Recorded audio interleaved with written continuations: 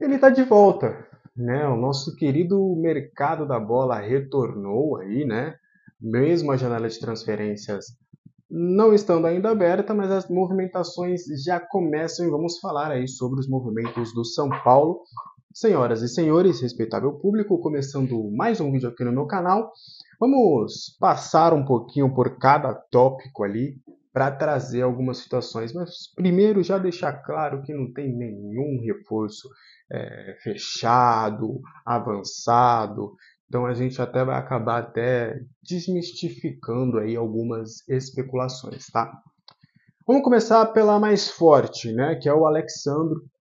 A gente já falou aqui sobre, mas não custa lembrar, o São Paulo ele tem o interesse na contratação do Alexandro, é um nome que agrada bastante a diretoria, porém é um reforço que o São Paulo buscaria no mercado, condizente, sendo condizente com a sua situação financeira, então o São Paulo não vai extrapolar o seu financeiro. Até cheguei a ouvir que o Alexandre teria valores próximos do que o James Rodrigues receberia. O São Paulo não quer pagar essa quantia e admite que, caso faça uma proposta, ela vai ser bem aquém do que o Alexandre ganha hoje na Juventus, e aí é algo assim, quase o triplo do que eu já falei de valores do James Rodrigues aqui para vocês, inclusive está lá no meu X.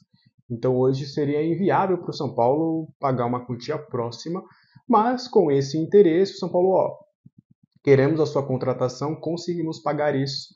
Será, se for uma oportunidade que você queira voltar ao Brasil, estamos de portas abertas.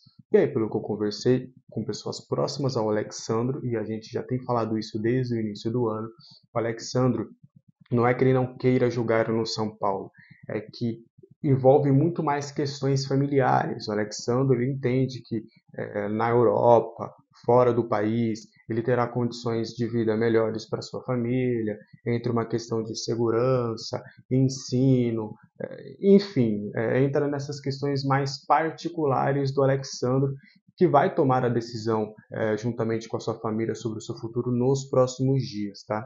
Tem algumas sondagens da Europa, o futebol árabe, né, o principal interessado em sua contratação, mas pelo que eu conversei com algumas pessoas, a Arábia não é um mercado que atrai ele mesmo, financeiramente sendo algo vantajoso, então ele prioriza aí essa permanência na Europa. A tendência, né, ainda estamos começando aí em breve o mês de junho, a tendência é que algumas propostas se concretizem para o lateral, mas ele tem familiares que são são paulinos, a gente não pode cravar aqui 100% se de fato ele é torcedor do São Paulo. Até lá na época das especulações do Ferreirinha, eu tinha falado, né, de que há muitos rumores de que o Ferreirinha ele era torcedor do São Paulo, mas enquanto ele não falasse isso publicamente, eu como jornalista não tenho, sem provas, eu não tenho como direito trazer que o jogador torce para um ou outro clube, mas na apresentação o próprio Ferreirinha falou que é torcedor do São Paulo. Então, o Alexandre ele tem familiares que são são paulinos, o próprio irmão dele é, mas a gente não pode afirmar que o próprio lateral seja tricolor ou não. Então, o Alexandre ele prioriza a Europa, mas caso ele opte por voltar ao Brasil, com certeza o São Paulo sai na frente aí nessa disputa, tá? Agora vamos falar sobre Vieto, né, que é um nome que muito forte, especulado recentemente. A gente já trouxe uma apuração e a gente vai trazer uma pequena atualização. Conversei com pessoas ali que cuidam da carreira do Vieto, Luciano Vieto. Ele ainda está na Arábia Saudita, né? O contrato dele acaba agora no meio do ano. Ele tem uma proposta em mãos de uma equipe árabe, né, para renovar o seu contrato e ganhar a mesma coisa que ele já recebe. É um salário alto, elevado para os padrões brasileiros. Então, se ele quisesse voltar não só para o Brasil, mas para a América do Sul, ele teria que realmente baixar essa quantia. Porém, conversei mais uma vez, né, com essa pessoa bem ligada aí que cuida da carreira do Vieto, e ele não tem o interesse em um primeiro momento de jogar na América. E eu peguei a América porque também tem clubes da MLS que fizeram uma sondagem recente no jogador.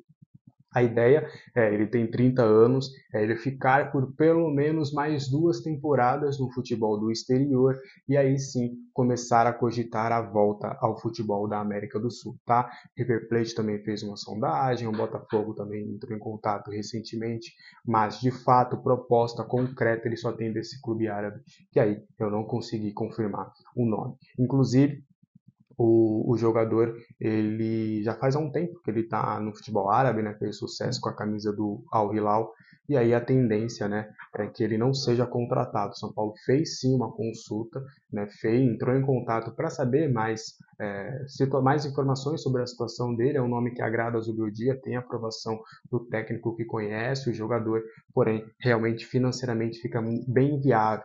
Ele pede algo maior do que 1 milhão por mês de salário, fora luvas, para retornar nesse primeiro momento. É aquele pedido justamente para que não haja negociação, né? Para já avisar, ó, se você. Eu vou, mas você me paga X, mas aí, obviamente, o clube não vai pagar essa quantia, tá? Matheus Henrique é uma situação parecida, por mais que os valores sejam um pouco menores.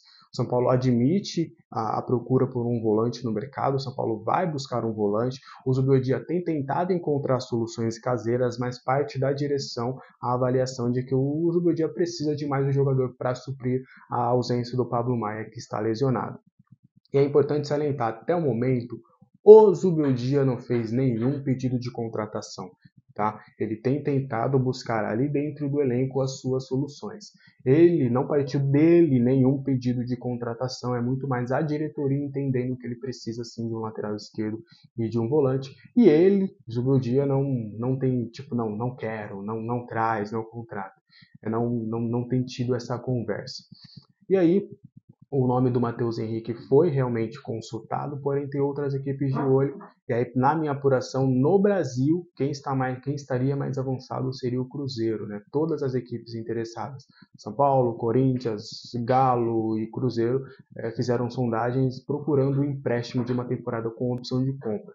O Sassuolo já admite negociar o jogador, porém prioriza uma venda, entende que poderia conseguir uma venda para uma outra equipe. O Sassuolo caiu para a segunda divisão italiana, deve diminuir os seus investimentos, deve fazer algumas negociações justamente para conseguir um lucro na próxima janela de transferências, porém o futebol brasileiro tem acenado com a possibilidade de um empréstimo.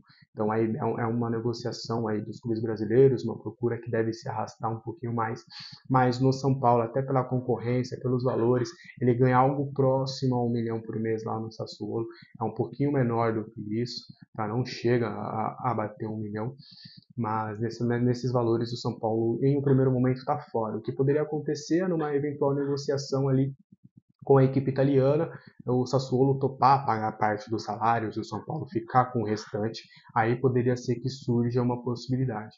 Fora isso, é um nome que deve ser descartado ali pela diretoria. Beleza? E aí, para a gente fechar, né, essas questões, vamos trazer o Rigoni. O Rigoni, eu até trouxe também a informação de que ele deve retornar ao Brasil. Ele tem algumas questões pessoais para resolver aqui no Brasil, e aí depois ele vai passar férias, mas ele deve dar uma passadinha no Brasil para resolver essas questões pessoais que não tem nada a ver com o futebol. Porém, estão vendo, né, a possibilidade de uma pessoa bem próxima ao jogador me falou que ele está vendo a possibilidade, né, nessa vinda ao Brasil, ele dá uma passada no CT, assim como o Douglas, lateral, fez, assim como outros jogadores acabam passando ali pelo CT e vão abraçar os amigos, vão ver o pessoal de sempre.